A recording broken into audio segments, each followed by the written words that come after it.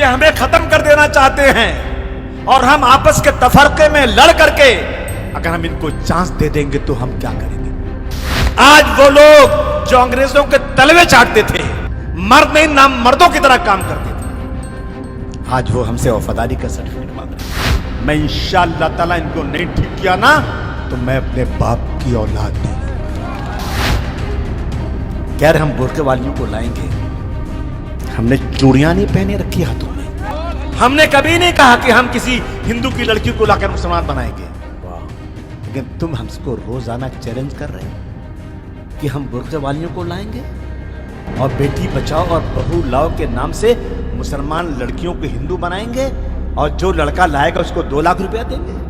तुम्हारी मस्जिदें वीरान हो जाएंगी, तुम्हारे मकबरों पर कोई फातिहा पढ़ने वाला नहीं होगा, मस्जिदों में कोई अजान देने वाला नहीं होगा। क्या तुम्हें याद नहीं तुम्हारे पुरखों की कुर्बानियां? तुम मीटिंगें करते हो, कहते हो कि मुसलमानों के साथ कारोबार मत करो, मुसलमानों के साथ लेन देन मत करो, मुसलमानों को घर किराए पर मत दो और उनका किराए पर मत लो, उन्हें प्रॉपर्टी फरोख्त मत करो, और हुकूमत बैठ के तमाशा देख रही है।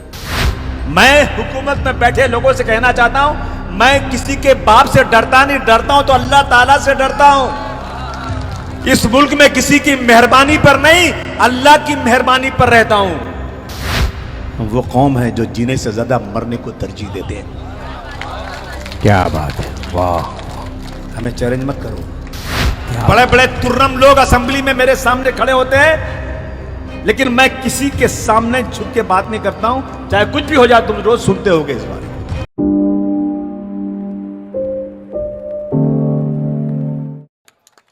वरना वो उर्दू जिसने इनकलाब जिंदाबाद नारा देकर आजादी की लड़ाई में हारी हुई फौजों के दिलों में वलवला पैदा करके दुश्मनों से लड़ने का जज्बा देने वाली हमारी अपनी उर्दू जबान अपने मुल्क में परदेसी बन गई। 1947 तक इस मुल्क में उर्दू रानी थी। मैं उस दिन पढ़ रहा था कि गांधी जी के कत्ल का इस्तेमाल करते हैं। क्या बात है। हमें इस्तेमाल तो करते हैं लेकिन अपनाने को कोई तैयार नहीं है। दोस्तों, मुल्क के हालात बहुत खराब हैं। आज हंसने हंसाने का दिन है, लेकिन ये मेरा इलाका है, मेरे लोग हैं जिन्होंने मुझे एमएलए बनाया। आपने मुझे एमएलए बनाया मानखुश शिवाजी नगर का, लेकिन पूरे हिंदुस्तान में मैं आपकी नुमाइंदगी करने की कोशिश करता हूं। बिल्कुल बिल्कुल, जहां भी कुछ होता है मैं कोशिश करता हूं उसका जवाब देने के लिए। आज हमें याद आता है 1947, हम तो पैदा नहीं हुए थे उस वक्त, जब हिंदुस्तान का बंटवारा हुआ। एक तरफ पाकिस्तान बना, एक तरफ हिंदुस्तान बना। मुसलमान अपने सामानों की पोटलियां बनाकर पाकिस्तान की तरफ रवां और दवा था। उस वक्त मौलाना अबुल कलाम आजाद साहब ने कहा था कि मुसलमानों, तुम्हें अल्लाह की कसम है छोड़कर मत जाना इस मुल्क को।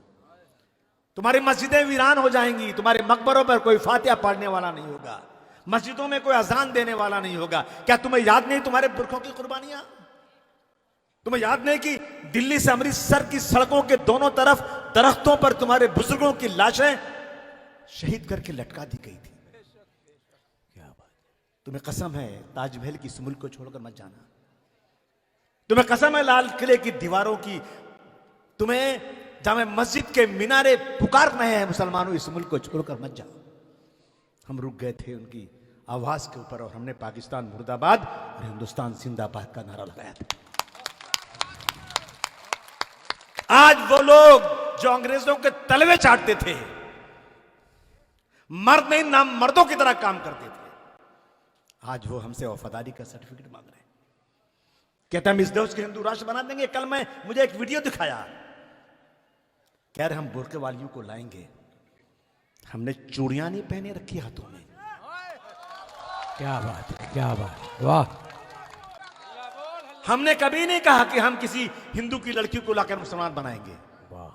लेकिन तुम हमको रोजाना चैलेंज कर रहे हो कि हम बुर्के वालियों को लाएंगे और बेटी बचाओ और बहू लाओ के नाम से मुसलमान लड़कियों को हिंदू बनाएंगे और जो लड़का लाएगा उसको 2 लाख रुपया देंगे। हम वो कौम है जो जीने से ज्यादा मरने को तरजीह देते हैं। क्या बात है, वाह। हमें चैलेंज मत करो। अभी कलीब की बात है, असेंबली के अंदर एक मिनिस्टर है, बिजनेसमैन है, बहुत थर्ड क्लास आदमी है। उसकी जबान पे हमेशा फिरका परस्ती रहती है। उसने कहा 1 लाख, इस महाराष्ट्र में 1 लाख लव जिहाद हुआ है और पूरे महाराष्ट्र में 4300 कन्वर्टेड लोग हैं, हिंदू मुस्लिम क्रिश्चियन पारसी जो लोग हैं पूरे हिंदुस्तान में, पूरे महाराष्ट्र में 4300 लोगों ने अपने मजहब से हटकर दूसरे मजहब में शादी किया। उसने क्या कहा, 1 लाख, बेटा अब तुम्हारा मेरा मैदान में लड़ाई होगी। तुमने मुझे चैलेंज कर दिया, मैं तुझे दिखाऊंगा असेंबली में क्या तुम्हारी हालत करता हूं मैं। ये चीजें चलेंगी इस देश के अंदर। क्या बात है, वाह। दोस्तों, हम हमेशा कहते हैं, है मुसलमानों, तुम्हारे पड़ोस में कोई हिंदू रहता है तो रात को अगर खून की जरूरत पड़े तो तुम अपने बदन का आखिरी कतरा भी देकर उसकी हिफाजत करना, किसी से डर से नहीं बल्कि हुजूर सल्लल्लाहु अलैहि वसल्लम के फरमान के मुताबिक। हमें कहा गया है कि अपने पड़ोसी के साथ अच्छा व्यवहार करो। मैं हुकूमत में बैठे लोगों से कहना चाहता हूं, मैं किसी के बाप से डरता नहीं, डरता हूं तो अल्लाह ताला से डरता हूं।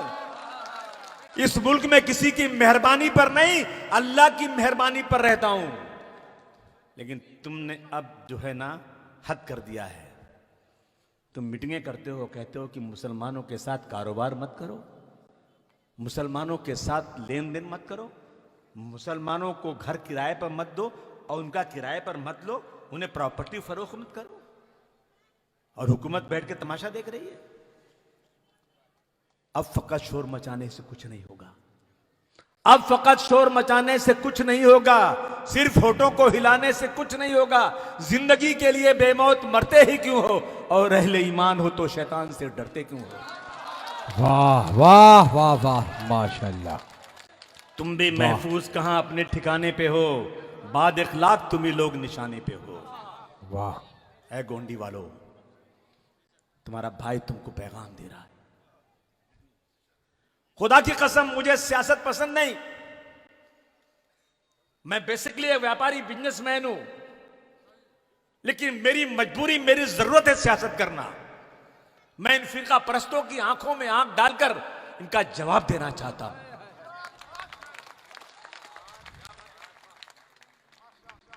तुम भी महफूज कहां अपने ठिकाने पे हो, बाद इखलाक तुम ही लोग निशाने पे हो। ऐ गोंडी वालों, सारे गम, सारे शिकवे, सारे झगड़े मिटा के उठो। ऐ गोंडी वालों, सारे गम, सारे शिकवे, सारे झगड़े मिटा के उठो।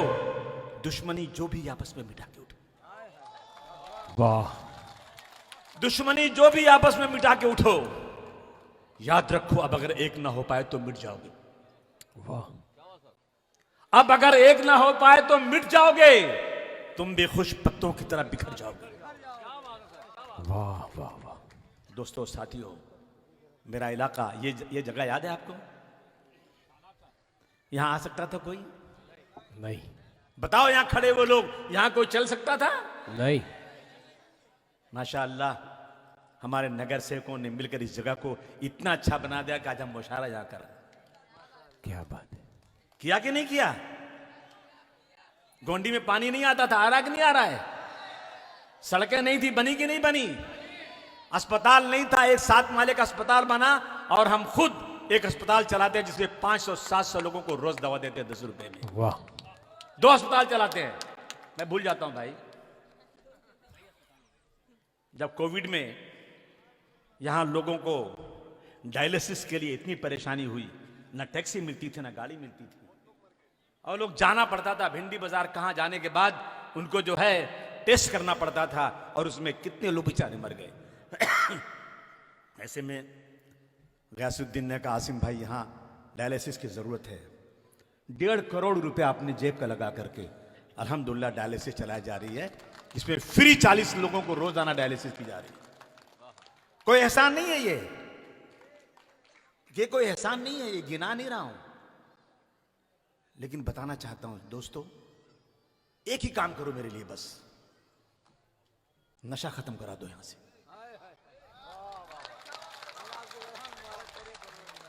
जब मैं असेंबली में बात करता हूं, जब मैं लोगों से बहस करता हूं, तो कहते हैं अबू आसिम तुम्हारा इलाका तो मुसलमानों का इलाका है। तुम तो कहते हो मुसलमान नशे से दूर रहता है, शराब नहीं पीता, हराम है ये।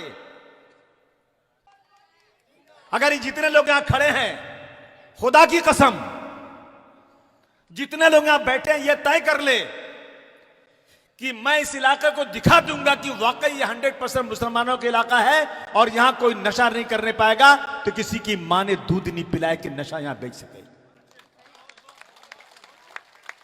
मेरे लड़के बहुत जबरदस्त हैं, जिगर वाले हैं, हिम्मत वाले हैं, और तुम्हारे पीछे तुम्हारा भाई खड़ा है।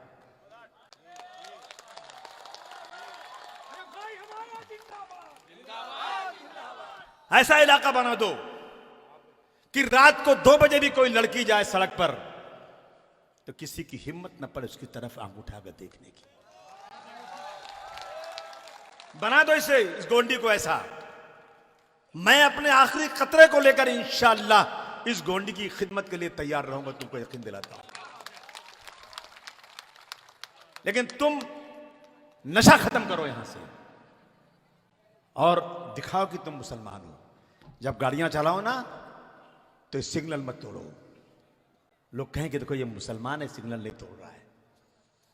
मैं उस दिन पढ़ रहा था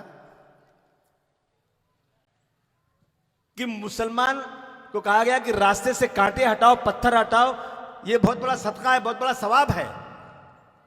एक बार कुछ यहूदी लोग जा रहे थे और एक रास्ते में बहुत पत्थर और कांटे मिले, तो पता है यहूदी ने क्या कहा? कहा कि लगता है यहां मुसलमान नहीं गुजरा यहां से, अगर गुजरा होता तो शायद यहां पत्थर नहीं होता। क्या बात है, वाह वाह वाह, सुभान ये मेरी अल्लाह, इमेज सुभान थी, अल्लाह। ये मेरी वाह, इमेज थी। वाह, वाह। आज ये मेरी इमेज नहीं है। ये इमेज बना दो गोंडी में। मैं किसी से पैसे मांगता हूं? मैं पैसे लेता हूं? मैं मेरी हैसियत के मुताबिक लोगों की मदद ही करता हूं। तुमसे भीख मांगता हूं मैं। अबू आसिम भीख नहीं मांगता किसी से।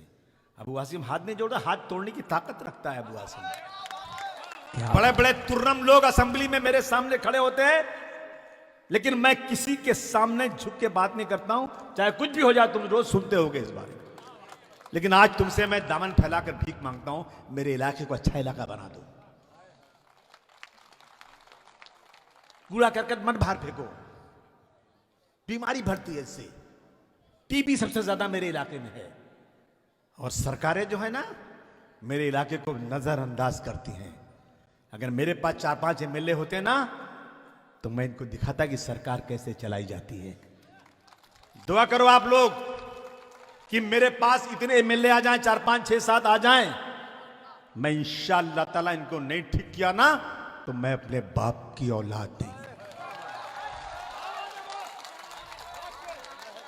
क्या बात।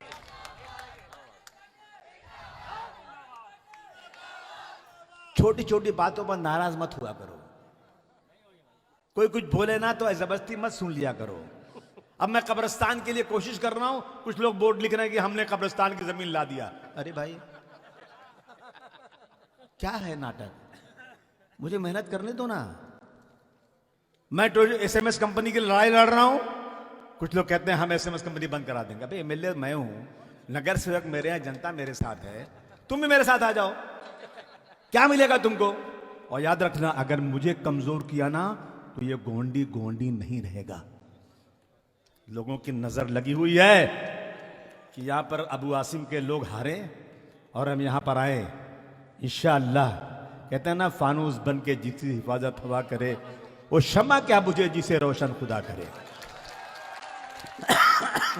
मेरे गोंडी की तरफ नजर करने वालों भूल जाओ, जब तक मैं जिंदा हूं इंशाअल्लाह ताला गोंडी में किसी फिरका परस के कदम जमने नहीं दूंगा, चाहे कुछ भी हो जाए तो क्या। तुम साथ रहोगे कि नहीं रहोगे? दोनों हाथ उठा के बोलो। मेरे बारे में, मेरे नगर सेवकों के बारे में कोई गलतफहमी हो ना, बुलाओ मुझे, मैं उस गलतफहमी को दूर कर दूंगा। लेकिन मेरे लोगों को सड़क पर बेइज्जत मत करना, सड़क पर गाली मत देना, नहीं तो लोग हंसते हैं। लोग कहते हैं अबू आसिम, कई लोगों ने कहा कि अगर तुम हमारी कौम में होते ना तो तुम्हारी बहुत इज्जत होती। लेकिन तुम्हारी कौम में तुम्हारे लोग तुम्हारी टांग खींचते हैं। और एक बात आखिर में कह के बात खत्म करना चाहता हूं, उलमाए कराम से कहना चाहता हूं, मैं उनके पैरों के धूल के बराबर नहीं, मैं बड़ी इज्जत करता हूं उनकी, लेकिन उनसे एक ही बात कहता हूं कि आप मसलक के नाम पर अलगाव मत कीजिए।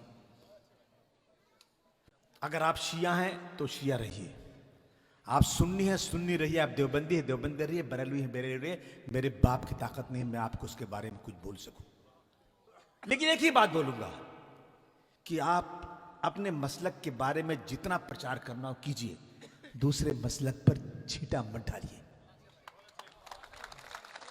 खुदा के वास्ते मत कीजिए, बहुत कमजोर हैं हम लोग, हम बहुत कमजोर हैं।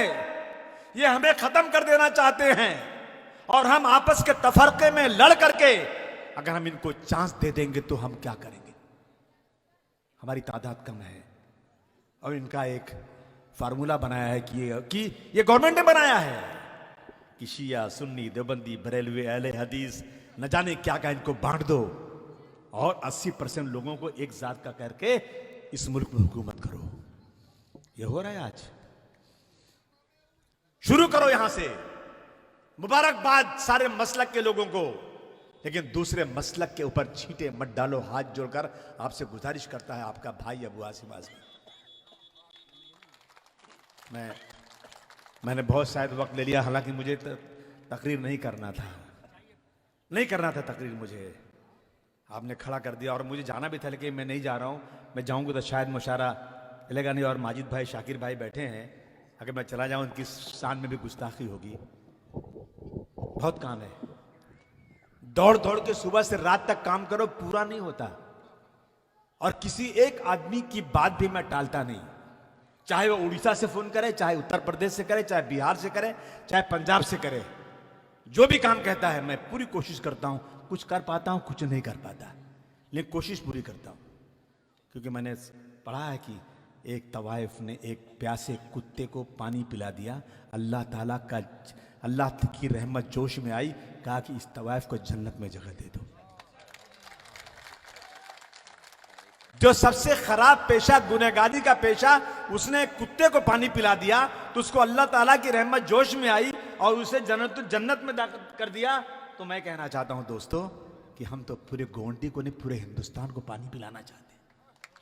क्या बात है। हम पूरे हिंदुस्तान के चाहे किसी कौम के लोग हैं उनकी मदद करना चाहते हैं। आइए हम अहद करें आज से, एक शजर ऐसा मोहब्बत का लगाया जाए, एक शजर ऐसा मोहब्बत का लगाया जाए जिसका आंगन में पड़ोसी की भी साया जाए। मैं तमाम शायरों का बहुत बहुत शुक्रिया अदा करना चाहता हूं और रुखसाना सिद्दीकी को, नाजिम को, पूरी टीम को बहुत मुबारकबाद पेश करना चाहता हूं कि बहुत दिनों के बाद एक बहुत अच्छा मुशायरा सुनने को मिला। बहुत दिनों के बाद अपने इलाके में अच्छा मुशायरा हुआ, लोगों ने अच्छा सुना। आप सब सुनने वालों का भी बहुत बहुत शुक्रिया। आपने मेरी बातें सुनी, मैं आपका बहुत एहसानमंद हूं। बहुत बहुत शुक्रिया। खुदा हाफिज।